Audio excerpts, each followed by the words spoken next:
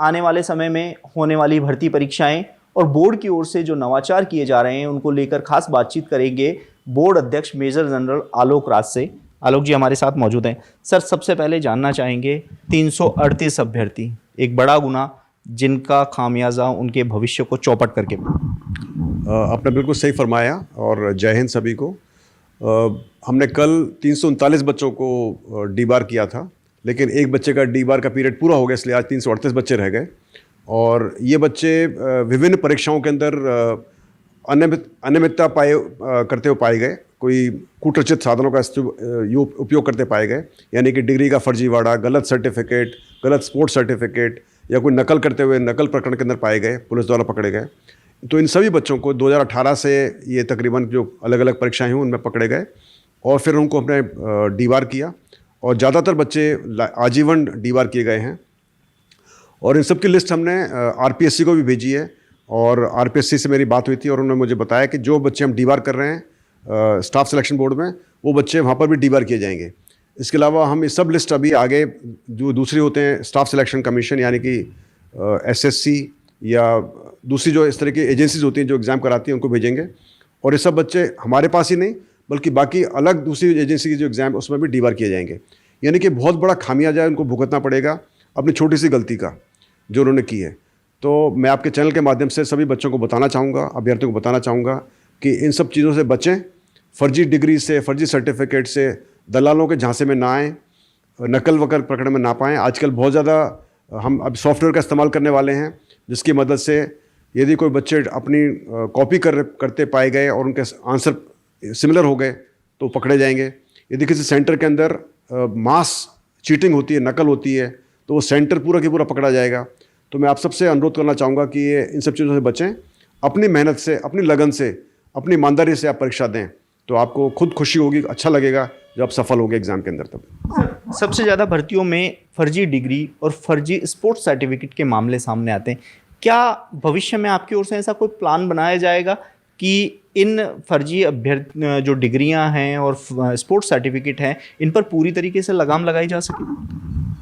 आप बिल्कुल सही फरमा रहे हैं, क्योंकि अभी जब मैं देख रहा हूँ पिछले 3-4 महीने से, तो मैंने महसूस किया कि काफ़ी सारे बच्चों के सर्टिफिकेट मुझे फर्जी लगते हैं, या वो सर्टिफिकेट ऐसे हैं जो कि किसी यूनिवर्सिटी के द्वारा दिए गए, अवार्ड किए गए, और वो इस यूनिवर्सिटी के पास में एनसीटी की मान्यता नहीं है। तो ऐसे कई प्रकरण हमारे सामने आए, शिकायतें आई और हम उसकी जांच ऑलरेडी कर रहे हैं। और जब हमने जांच के तो पाया ऐसे कई सारी यूनिवर्सिटीज़ हैं जिन्होंने कई सारे बच्चों को डीपीएड के डिप्लोमा दे दिया है या बीपीएड दे दिया है और उनके पास एनसीटी की मान्यता नहीं है। तो अपने खुद के स्तर पर हमने काफ़ी कोशिश की है एनसीटी से मिलाप करके चेक करने की, और हम कोशिश कर रहे हैं बाकी जो फेडरेशंस हैं स्पोर्ट्स की उनसे चेक करने की। और जैसे जैसे हमको खबर मिलती जा रही है, डिटेल्स मिलती जा रही है, वेरिफिकेशन मिलता जा रहा है, जिन बच्चों का नहीं मिल रहा है उनको फिर हम अभी डी बार करेंगे। आगे चलकर हम कोशिश कर रहे हैं कि ऐसा कोई सिस्टम बने, एक प्रॉपर सिस्टम बने जिसके अंदर राज्य स्तर पर स्पोर्ट्स के सर्टिफिकेट, डिग्रीज़, इन सब की जांच राज्य स्तर पर हो सके और उनके पास पूरे साधन हो चेक करने के। हमारे पास अभी साधन की कमी होती है चेक करना, तो हमने खुद के स्तर पर मैं खुद कोशिश करता रहता हूँ कि किस तरह से पता कर सकें। लेकिन आपने सही फरमाया, हो सकेगा तो कोई मैं रिकमेंड करूँगा गवर्नमेंट को भी ऐसा सिस्टम बनाएं ताकि ये स्पोर्ट्स सर्टिफिकेट, विकलांगता सर्टिफिकेट या डिग्रीज सब अच्छे से चेक हो जाएं। सर, बोर्ड अध्यक्ष का पद संभालने के बाद पहली परीक्षा, ये सूचना सहायक परीक्षा कम होकर मेजर आलोक राज की परीक्षा ज़्यादा थी, किस रूप में देखते हैं इसको? यस, ये पहली परीक्षा थी हमारी, और बल्कि कहना चाहूँगा कि राजस्थान कर्मचारी चयन बोर्ड की भी 1 साल के बाद पहली परीक्षा हुई है, क्योंकि लास्ट परीक्षा हुई थी शायद फरवरी में हुई थी, तो काफ़ी टाइम बीत चुका था। लेकिन मुझे खुशी है कि परीक्षा अच्छे से संपन्न हो पाई, कोई व्यवधान नहीं हुआ। एक अभ्यर्थी पकड़ा गया जो कि उसको अरेस्ट कर लिया गया, जो कि डमी के तौर पे आया हुआ था, और एक और बच्चे की जांच चल रही है। बाकी सब अच्छे से हो गया। हमने इस बार एक नया प्रयोग किया था। हम चाहते थे कि डमी अभ्यर्थी को पकड़ने के लिए हर एक बच्चे से उसकी हस्तलिपि का एक नमूना लिया जाए, वो हमने लिया और हमने पाया कि ये एक बहुत अच्छा एविडेंस होगा कोर्ट में यदि कोई भी बच्चा पकड़ा जाएगा, क्योंकि आप अपने सिग्नेचर को भी आप कॉपी नहीं कर सकते हो, तो एक सेंटेंस को पूरा लिखना बड़ा मुश्किल होता है किसी के लिए भी। आप कितना भी जोर लगा लो, आपका जो हैंडराइटिंग, जो आपका सैंपल होगा, उसकी मदद से फॉरेंसिक साइंस से हर बच्चे को पकड़ लिया जाएगा। तो मैं आगाह करना चाहूँगा बच्चों को कि वो सोचे भी ना कि अपनी हैंडराइटिंग को चेक करके और अपने चेंज करके डमी को बैठा देंगे। तो अभी ये हर एक एग्ज़ाम के अंदर किया जाएगा। हमने कई सारे नए प्रयोग किए जो बताने लायक थे, मैंने बता दिया, बाकी मैं बताना नहीं चाहता हूँ।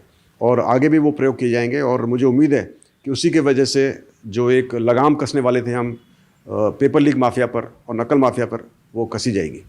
सर, परीक्षाओं की शुरुआत हो चुकी है, आने वाले टाइम में और भी परीक्षाएं होने वाली, कौन कौन सी ऐसी परीक्षाएं हैं जिन पर विशेष फोकस है, साथ ही उन परीक्षाओं को पारदर्शी करवाने के लिए बोर्ड क्या कदम उठाने जा रहा है? तो अभी 3 फरवरी को 2 परीक्षाएं हैं, एक जीएनएम परीक्षा है और एएनएम परीक्षा है, और फिर 4 तारीख को कृषि सुपरवाइज़र की परीक्षा है। उसके बाद में फिर एक दौर है परीक्षाओं का जो चलता जाएगा मार्च तक, उसके बाद अप्रैल के अंदर भी।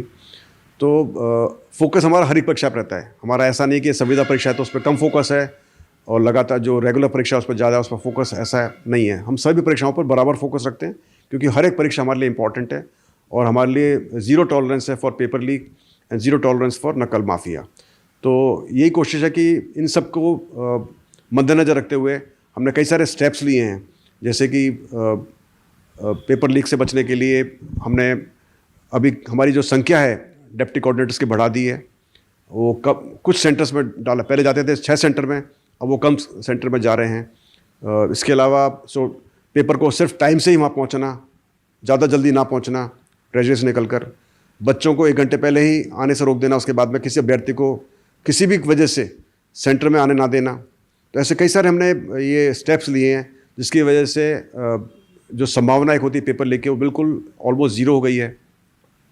एज़ फार एज़ नकल का बताया आपको मैंने कि हम सॉफ्टवेयर का इस्तेमाल करेंगे ताकि यदि कोई बच्चा उस नकल करता है या कहीं सेंटर में मास चीटिंग होती है तो हमारे सॉफ्टवेयर की मदद से वो बात सामने आ जाएगी।